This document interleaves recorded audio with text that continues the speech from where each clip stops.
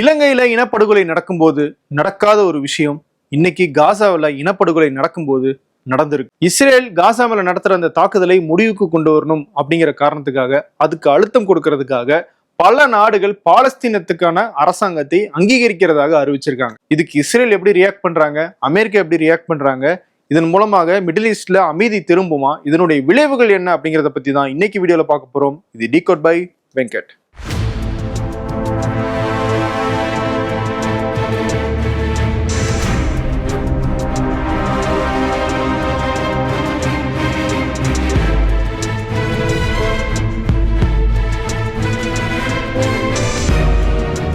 தீபாவளி வந்தாச்சு. உங்க வீட்டு பலகாரங்கள் ருசித்திட எஸ்பிஎஸ் அக்மர் கடலை மாவு, அரிசி மாவு மற்றும் முறுக்கு மாவு தான் பெஸ்ட் சாய்ஸ். ரஷ்ய எழுத்தாளர் ஆண்டன் செக்கோவின் பேச்சாளர் மாப்பிள்ளையும் அப்பாவும், ராஜதந்திரி, முதல் வகுப்பு பயணிகள் உள்ளிட்ட சிறந்த கதைகள் இப்போது ஆடியோ ஃபார்மேட்டில் விகடன் பிளேயில். இப்போவே விகடன் ஆப்பை டவுன்லோட் பண்ணுங்க. செக்கோவ் கதைகளை கேளுங்க.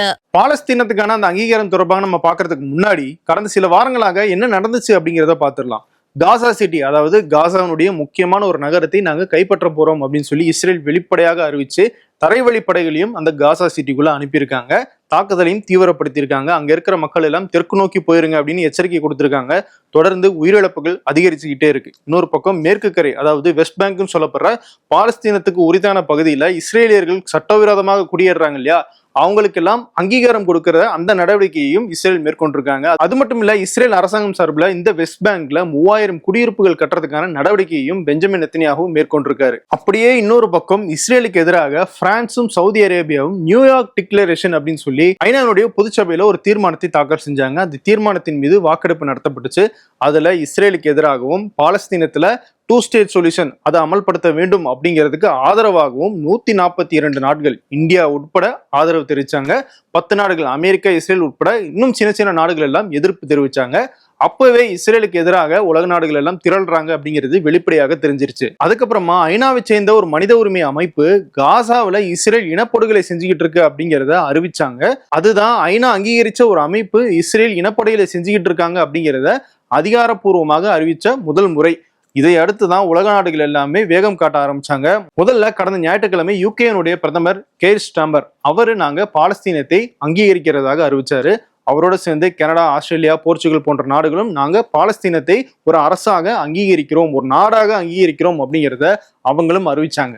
இன்னைக்கு ஐநாவினுடைய பொதுச்சபையில வருடாந்திர கூட்டம் நடக்குது. அதுல ஒரு ஸ்பெஷல் கான்ஃபரன்ஸை பிரான்சும் சவுதி அரேபியாவும் சேர்ந்து நடத்தினாங்க.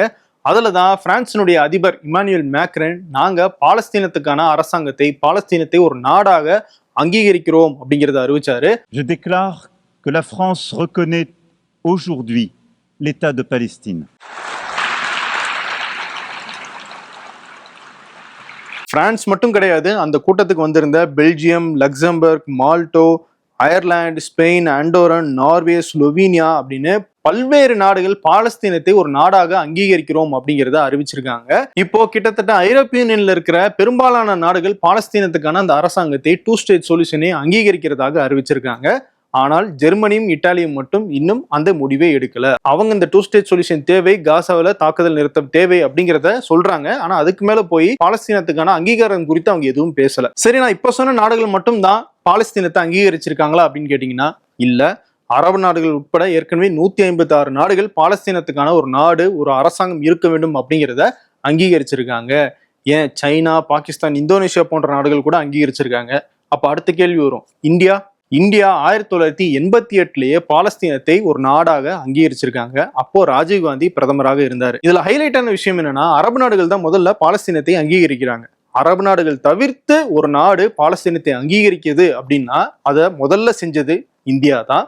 இந்தியா அங்கீகரிச்சதுக்கு பிறகு காசாவில் தான் இந்தியாவுடைய எம்பசியை ஃபர்ஸ்ட் அமைக்கிறாங்க.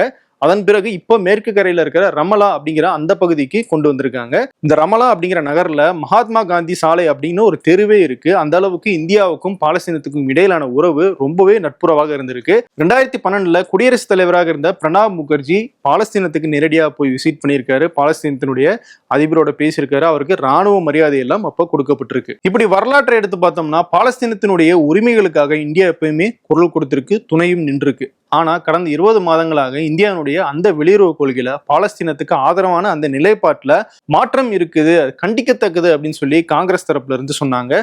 அவங்க சொன்னதுக்கான காரணம் என்னன்னா, காசா மேல எப்போ இஸ்ரேல் தாக்குதல் நடத்த ஆரம்பிச்சாங்களோ அதுல இருந்து இந்தியாவினுடைய வெளியுறவு கொள்கை பாலஸ்தீனத்துல இருந்து கொஞ்சம் தள்ளி வர மாதிரி தெரிஞ்சது. குறிப்பாக ஐநா சபையில இஸ்ரேலுக்கு எதிராக வாக்களிக்க இந்தியா தவறுனாங்க. இதைதான் எதிர்க்கட்சிகளும் காங்கிரஸும் கண்டிக்கிறாங்க. ஆனா கடந்த சில மாதங்களாக டொனால்டு ட்ரம்ப் இந்தியாவுக்கு எதிராக சில விஷயங்கள் பண்ணிட்டு இருக்காருல்ல, அப்பதான் இந்திய அரசாங்கத்துக்கு திரும்பவும் பாலஸ்தீனை பத்தி ஒரு ஞாபகம் வந்திருக்கு. கடந்த வாரம் ஐநா சபையில் நடந்த அந்த வாக்கெடுப்புல பாலஸ்தீனத்துக்கு ஆதரவாக இஸ்ரேலுக்கு எதிராக வாக்களிச்சிருக்காங்க. சரி, பாலஸ்தீனத்தை அங்கீகரிக்கிறது அப்படின்னா என்ன, அந்த விஷயத்துக்கு வருவோம். முதல்ல நிறைய பேருக்கு பாலஸ்தீனா என்ன, காசானா என்ன, வெஸ்ட் பேங்க்னா என்ன அப்படிங்கிற கன்ஃபியூஷனே இருக்கலாம். அதுல ஒரு நியாயமும் இருக்கு. ஏன் அப்படின்னா, பாலஸ்தீன் அப்படிங்கிறது ஒரு நாடாக இருந்தாலும் பாலஸ்தீன் ஒரு பகுதி பர்டிகுலராக இல்லை. பாலஸ்தீன் உள்ளடக்கிய பகுதியாக வெஸ்ட் பேங்க்கும் காசாவும் இருக்கு. வெஸ்ட் பேங்க் ஒரு இடத்துலையும் காசா இன்னொரு இடத்துலையும் இருக்கிறது தான் இந்த கன்ஃபியூஷனுக்கு முக்கியமான காரணம். இந்த வெஸ்ட் பேங்குக்கும் காசாவுக்கும் இடையில இருக்கிற பகுதி எல்லாம் இஸ்ரேலினுடைய பகுதியாக இருக்கு.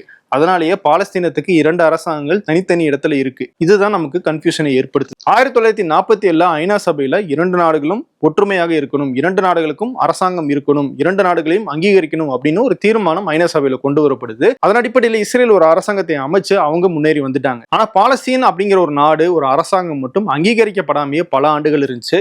1970களில் யாசர் அரஃபத்தினுடைய முன்னெடுப்புல அங்கீகாரம் பெறுறதுக்கான அந்த பணிகள் எல்லாம் நடந்துச்சு. யாசர் அரஃபத் தலைமையிலான அந்த பாலஸ்தீன அரசு தான் பாலஸ்தீனத்தை ஒரு சுதந்திர நாடு அப்படின்னு சொல்லி அறிவிச்சாங்க. யாசர் அரஃபத் மற்றும் இஸ்ரேலினுடைய பிரதமராக இருந்த இட்சாக் ராபின், இவங்க 2 பேரும் இணைஞ்சுதான் தி ஓஸ்லோ அக்கார்ட்ஸ் அப்படிங்கிற ஒரு ஒப்பந்தத்தை அமெரிக்காவுடைய அதிபராக இருந்த பில் கிளின்டன் முன்னிலையில கையெழுத்திடுறாங்க. அதுல இந்த 2 ஸ்டேட் சொல்யூஷன், அதாவது 2 அரசுகளும் செயல்படணும், மேற்கு கரையை பாலஸ்தீனத்துக்கு கொடுக்கிறது, அமைதி திரும்புறது அப்படின்னு பல்வேறு விஷயங்களுக்கு இஸ்ரேலும் கொஞ்சம் இறங்கி வந்தாங்க. ஆனால் இஸ்ரேலுடைய பிரதமர் அப்படி இறங்கி வந்து கை குலுக்கி அவங்களோட கையெழுத்து போட்ட காரணத்துக்காகவே பின்னால கொல்லப்பட்டாரு. பாலஸ்தீன் ஒரு சுதந்திர நாடு அப்படின்னு சொல்லி யாசர் அரஃபத் டைம்ல அறிவிச்சதுக்கு பிறகு அரபு நாடுகள் பாலஸ்தீனத்தை அங்கீகரிக்கிறாங்க.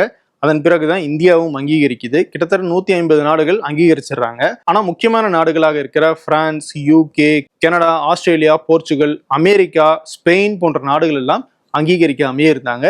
இப்போ அதுல அமெரிக்காவை தவிர மித்த எல்லா நாடுகளும் அங்கீகரிச்சுட்டாங்க. ஸோ பாலஸ்தீனத்தை அங்கீகரிக்கிறதுனா எப்படி இந்தியாவுக்குன்னு ஒரு அரசாங்கம் இருக்கோ அது சர்வதேச நாடுகள் எல்லாம் அங்கீகரிச்சு இந்தியாவோட வர்த்தகத்திலேயோ இல்ல மற்ற ஐநா சபையில இருக்கிற நடவடிக்கைகளில் ஈடுபட்டிருக்காங்களோ அதே மாதிரி தான் இனி ஒரு நாடாக பாலஸ்தீனமும் கருதப்படும் அப்படிங்கிறத இதுக்கான பொருள். ஸோ இவ்வளவு நாளாக ஐநா சபையில பாலஸ்தீனுடைய மக்கள் சார்பாக பாலஸ்தீன் லிபரேஷன் ஆர்கனைசேஷன் அவங்க தான் வந்து பாலஸ்தீனத்துல அரசாங்கம் நடத்திக்கிட்டு இருக்காங்க. அவங்க தான் ரெப்ரசன்டேட்டிவாக, அதாவது பாலஸ்தீன் மக்களினுடைய பிரதிநிதிகளாக ஐநாவில் பங்கேற்றாங்க. ஏன் அப்படின்னா அவங்கள மற்ற நாடுகள் அங்கீகரிக்கல அப்படிங்கிறதுனால தான். இப்போ அங்கீகரிக்க ஆரம்பிச்சிட்டாங்க அப்படின்றதுனால இனிமேல் ஒரு அரசாங்கமாக ஒரு நாடாக PLO அங்க ஐநாவை ரிப்ரசென்ட் பண்ணுவாங்க. சரி, PLO தான் பாலஸ்தீன்ல இவ்வளவு நாள் வந்து கவர்மெண்ட்டை பார்த்துக்கிட்டு இருந்தாங்க அப்படின்னா ஹமாஸ் யாரு அப்படிங்கிற அடுத்த கேள்வி வரும். பாலஸ்தீனத்துல யாரு ஆட்சி செய்யறது அப்படிங்கிற பிரச்சனை பாலஸ்தீனியர்களுக்கு உள்ளே ஏற்படுது. அப்படி தனியாக வந்த ஒரு அமைப்பு தான் ஹமாஸ். இந்த ஹமாஸ் தான் காசாவில் தங்களுடைய ஆட்சியை கைப்பற்றுறாங்க. மேற்கு கரையில PLO ஆட்சி செய்யறாங்க. ஸோ அந்த வகையில பார்த்தோம்னா PLOக்கு எதிராக தான் இந்த ஹமாஸும் இருக்காங்க. ஆனா பாலஸ்தீனத்துல இப்போ வரைக்கும் பீப்புள் லிபரேஷன் ஆர்கனைசேஷன் அவங்க தான் பாலஸ்தீன் மக்களுடைய பிரதிநிதியாக செயல்பட்டுக்கிட்டு இருக்காங்க. ஏன் ஹமாஸ் அவங்க ஒரு பிரதிநிதியாக எடுத்துக்கல அப்படின்னா, ஹமாஸ் ஒரு பயங்கரவாத இயக்கமாக பல்வேறு நாடுகளாக அறிவிக்கப்பட்ட தடை செய்யப்பட்ட ஒரு அமைப்பு. அதனால இப்போ வரைக்கும் ஒரு லெஜிட்டிமேட்டான ஒரு பிரதிநிதியாக PLO மட்டும் தான் இருந்துகிட்டு இருக்காங்க. சரி, இப்போ UK, பிரான்ஸ் போன்ற நாடுகள் எல்லாம் பாலஸ்தீனத்தை அங்கீகரிக்கிறதாக சொல்றாங்களே, அவங்க PLOவை ஒரு அரசாங்கமாக அங்கீகரிக்கிறாங்களா இல்ல ஹமாஸையும் சேர்த்து அங்கீகரிக்கிறாங்களா அப்படிங்கிற ஒரு கேள்வி வருதுல்ல. அதுக்கும் நம்ம அந்த தலைவர்கள் என்ன சொல்லியிருக்காங்க அப்படிங்கிற அந்த ஸ்பீச்ல இருந்து நம்ம பதில் தேடலாம். யூகேனுடைய பிரதமர் கெய்ர் ஸ்டார்மர் அவர் என்ன சொன்னார்னா, 75 ஆண்டுகளுக்கு முன்னாடி இஸ்ரேலை ஒரு அரசாங்கமாக பிரிட்டன் அங்கீகரித்தது. இப்போ நாங்க பாலஸ்தீனத்தை அங்கீகரிக்க வேண்டிய கட்டாயத்துக்கு வந்திருக்கோம். காரணம், காசாவில் அவ்வளவு கொடூரங்கள் நடக்குது. இஸ்ரேல் அரசாங்கம் கடுமையான தாக்குதலை அங்க நடத்திட்டு இருக்காங்க. அமைதிக்கான நேரம் வந்துருச்சு. இஸ்ரேல் மக்களும் பாலஸ்தீன் மக்களும் அமைதியாக வாழ்றதுக்கான ஒரு சொல்யூஷன் தான் இந்த 2 ஸ்டேட் சொல்யூஷன். அதன் அடிப்படையில் அவங்களுக்கு வாழ்றதுக்கு அனைத்து உரிமைகளும் இருக்கு. அதனால நாங்க இந்த முடிவு எடுத்து இப்போ பாலஸ்தீனத்துக்கான அங்கீகாரத்தை கொடுக்கிறோம் அப்படின்னு சொல்றாரு. அது மட்டும் இல்ல, ஹமாஸ் ஒரு பயங்கரவாத இயக்கம், அவங்களுக்கு எதிரானதுதான் இந்த 2 ஸ்டேட் சொல்யூஷன் அப்படின்னு சொல்லியும் அவர் சொல்றாரு. அது ஏன் அப்படிங்கிறத நான் பின்னாடி விளக்குறேன். அது மட்டும் இல்ல, ஹமாஸ் கையில இன்னும் பணைய கைதிகள் இருக்காங்க. அவங்களுடைய நிலைமை ரொம்ப மோசமாக இருக்கு. ஏற்கனவே இறந்தவங்களுடைய உடல்களை கூட ஹமாஸ் கொடுக்க மாட்டாங்க. அதனால விரைவில் அந்த பணைய கைதிகளை மீட்கிற விதமாகவும் நாங்க இந்த நடவடிக்கையை மேற்கொள்றோம் அப்படின்னு சொல்லி யூகேனுடைய பிரதமர் கே ஸ்டாமர் சொல்லியிருக்காரு. பிரான்சினுடைய அதிபர் இமானுவேல் மேக்ரான் இன்னைக்கு ஐநாவில் பேசினது வரலாற்றிலே ரொம்ப முக்கியத்துவம் வாய்ந்த ஒரு ஸ்பீச்சாக இருக்கு. அவர் சொன்னது என்னன்னா, டைம் ஹேஸ் கம், அதாவது நேரம் வந்துருச்சு, அமைதிக்கான நேரம் வந்துருச்சு, 48 பணைய கைதிகளை விடுவிக்கிறதுக்கான நேரம் வந்துருச்சு, தண்ணிக்காகவும் உணவுக்காகவும் கியூல நின்ன காசா மக்கள் கொல்லப்படுவதை நிறுத்துறதுக்கான காலம் வந்துருச்சு, காசாவில் இஸ்ரேல் நடத்திட்டு இருக்கிற கொடூரங்களை தடுக்கிறதுக்கான காலம் வந்து விட்டது. சிலர் இதை ரொம்ப லேட்டுன்னு சொல்லுவாங்க, சிலர் ரொம்ப சீக்கிரம் அப்படின்னு சொல்லுவாங்க. ஆனால் இதுக்கப்புறமும் நம்ம வெயிட் பண்ண முடியாது. மனிதர்களாக நம்ம எல்லாருக்குமே அமைதியை நிலைநாட்டுறதுக்கான அந்த பொறுப்பு இருக்கு. நம்ம ஒருத்தரை காப்பாத்திக்கணும், ஒருத்தருக்கு ஒருத்தர் ஆதரவாக செயல்படணும். அந்த மனிதாபிமான அடிப்படையிலும் நாங்க பாலஸ்தீனத்தை அங்கீகரிக்கிறோம் அப்படிங்கிறத சொல்லியிருக்காரு. அது மட்டும் இல்ல, லைஃப் இஸ் அ லைஃப், அது எங்க போனாலும் சரி, உலகத்துல எந்த மூலையில ஒரு உயிர் போனாலும் அது ஒரு உயிரே, அந்த அடிப்படையிலும் நாங்க இந்த நடவடிக்கை எடுக்கிறோம். அது மட்டும் இல்ல, அக்டோபர் 7, 2023 ஹமாஸ் இஸ்ரேல் மேல நடத்தின அந்த தாக்குதலை நாங்க வன்மையாக கண்டிக்கிறோம். அது ஒரு பயங்கரவாத செயல். ஆனால் இஸ்ரேல் அதுக்காக காசால செஞ்சிட்டு இருக்கிற அந்த நடவடிக்கையை நம்ம என்ன காரணம் சொல்லியும் ஜஸ்டிஃபை பண்ண முடியாது, நியாயப்படுத்த முடியாது. இது அமைதிக்கான நேரம் வந்துருச்சு, அதனால நம்ம இந்த முடிவை எடுத்தே ஆகணும் அப்படிங்கிற காரணத்துக்காக தான் நாங்க பாலஸ்தீனத்தையும் 2 ஸ்டேட் சொல்யூஷனையும் அங்கீகரிக்கிறதுக்கான அந்த ஏற்பாடுகளை செஞ்சிருக்கோம் அப்படின்னு சொல்லி பேசுறாரு இமானுவேல் மேக்ரான். என்னடா இது, ஒரு பக்கம் ஹமாஸினுடைய தாக்குதலையும் கண்டிக்கிறாரு, இன்னொரு பக்கம் பாலஸ்தீனத்துக்கு அங்கீகாரமும் கொடுக்குறேன்றாரு, இது நியாயமா அப்படிங்கிற ஒரு கேள்வி பலருக்கு ஏற்படலாம். இதுல இன்னொரு விஷயம் நான் சொல்லவா, பிரான்ஸை சேர்ந்த 51 பேர் ஹமாஸ் நடத்தின தாக்குதல்ல கொல்லப்பட்டிருக்காங்க. அப்படி இருந்தும் பிரான்சினுடைய அதிபர் பாலஸ்தீனத்தை அங்கீகரிக்கணும் அப்படிங்கிற முடிவுக்கு வர்றாருன்னா அதுக்கு பின்னாடி ஒரு காரணமும் இருக்கு. இது ஹமாஸுக்கு நிச்சயமாக சப்போர்ட் பண்ற முடிவு இல்லை அப்படிங்கிறத எப்படி யூகேனுடைய பிரதமர் கே ஸ்டாமர் நம்பினாரோ அதையே தான் இமானுவேல் மேக்ரானும் சொல்றாரு.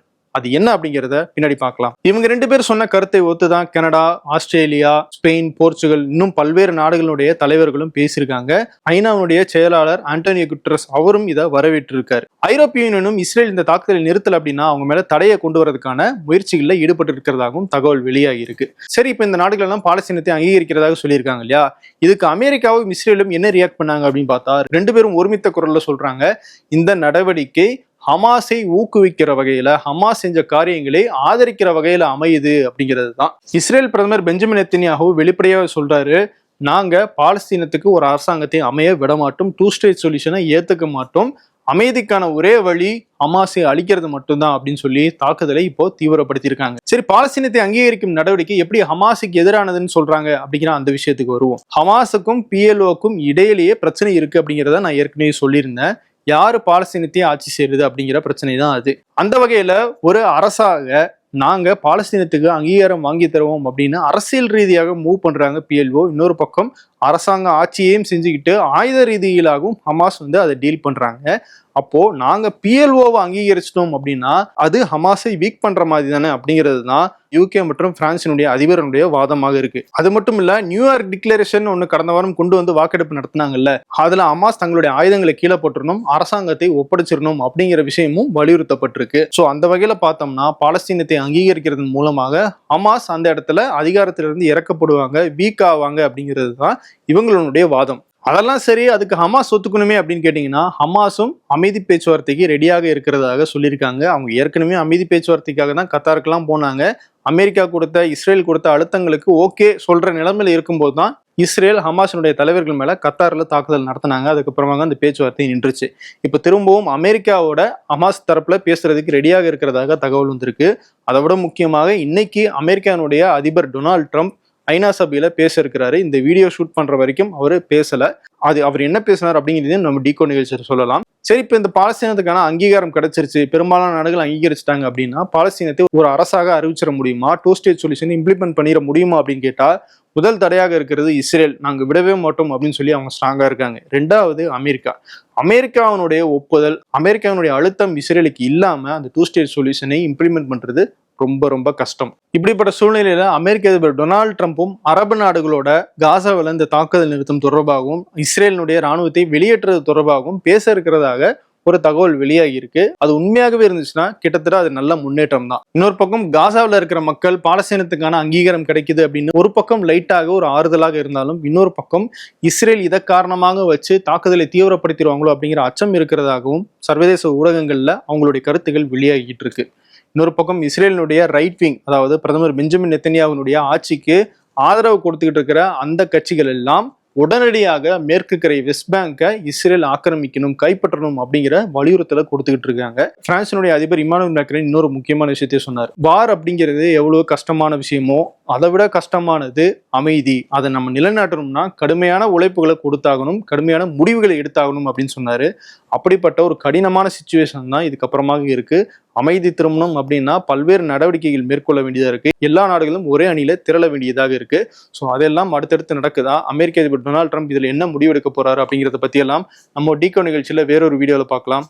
நன்றி. வகை வகையான பலகாரங்களுக்கு எஸ்பிஎஸ் அக்மர் கடலை மாவு, அரிசி மாவு மற்றும் முறுக்கு மாவு. தரத்திலும் நம்பிக்கையிலும் நிலைத்து நிற்கும் 91 ஆண்டுகால பாரம்பரியம். உங்கள் ஆரோக்கியம் எங்கள் சந்தோஷம். ரஷ்ய எழுத்தாளர் ஆண்டன் செக்கோவின் பேச்சாளர் மாப்பிள்ளையும் அப்பாவும், ராஜதந்திரி, முதல் வகுப்பு பயணிகள் உள்ளிட்ட சிறந்த கதைகள் இப்போது ஆடியோ ஃபார்மேட்டில் விகடன் பிளேயில். இப்போவே விகடன் ஆப்பை டவுன்லோட் பண்ணுங்க. செக்கோ கதைகளை கேளுங்க.